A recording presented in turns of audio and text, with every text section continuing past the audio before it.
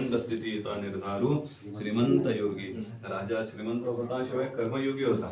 अशा कर्मयोग्याचा हाताचा स्पर्श आणि समर्थ ज्ञानयोगी. संतांना 3 काळाचं ज्ञान असतं. संत ज्ञानयोगी त्यांचे चरण स्पर्श. अशा पावन झालेल्या पादुकात आपल्या घरी आलेल्या आहेत. संतांच्या आगमनाने काय होतं?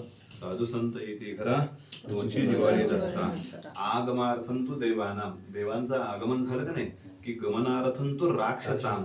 वाईट शक्ती निघून जातात.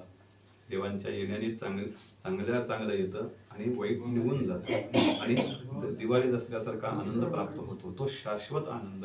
आमच्या घरी सुखा समाधानाने आम्हाला राहता आलं पाहिजे. सद्गुरूंची सेवा करता आली पाहिजे. गरुड पुराणामध्ये असं उल्लेख केलेला आहे, वर्ण जसं पार्सल पाठवले तसं रिटर्न वर जाता आलं पाहिजे.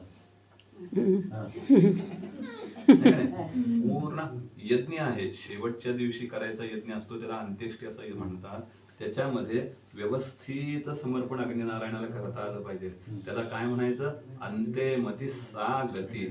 शेवटच्या क्षणापर्यंत महाराज तुमच्या सेवेची, तुमच्या चरणाची आमच्या डोळ्यांना ते दिसलं पाहिजे. आमच्या हाताने तुमची पूजा घडली पाहिजे. आमच्या मुखाने तुमचं नाम घेतलं पाहिजे. आमच्या कानाने तुमचं श्रवण कथा कीर्तन ऐकली गेली पाहिजे. आमच्या पायाने तुमची प्रदक्षिणा घडली पाहिजे. हे सगळं शेवटच्या क्षणापर्यंत घडल्यावर काय होतं? पुनरपि जननम पुनरपि मरणम हा फेरा संपून जातो. आणि एकदा का ह्या चरणावस्थेत स्थिर व्हायचं, ते पुन्हा जन्मायचं नाही, पुन्हा मरायचं नाही.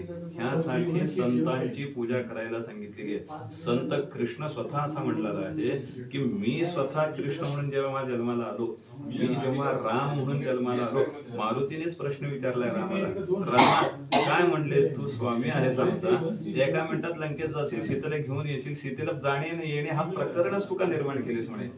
तो म्हणला माणसात जन्माला आल्यानंतर माणसासारखं वागावं लागतं, तिथं देवासारखं वागून चालत नाही. पण हे एकमेव तत्व असं आहे की ते आपल्या पत्रिकेमध्ये फेरफार करू शकतात. आपलं प्रारब्ध चांगलं घडवू शकतात, वाईट असेल ते दूर होऊ शकतं. हे फक्त सद्गुरूंच्या कृपेने घडतं. सदा सर्वदा आमच्यावरती कृपादृष्टी राहू देत, सगळं चांगलं होऊ देत आणि आम्हाला पुन्हा पुन्हा संधी प्राप्त होऊ देत, सेवेची संधी प्राप्त होऊ देत, अशी समर्थांना प्रार्थना करायची. आणि काय म्हणायचं माहिती का की सर्वे जना सुखिनो भवंतु. सगळ्यांचं कल्याण करा, सगळ्यांवरती कृपादृष्टी ठेवा. हे एवढे जे मंडळी आहेत ना, एवढ्यांसाठी आपण अर्ज भरू शकतो. पण हे जगासाठी अर्ज भरायला आले होते.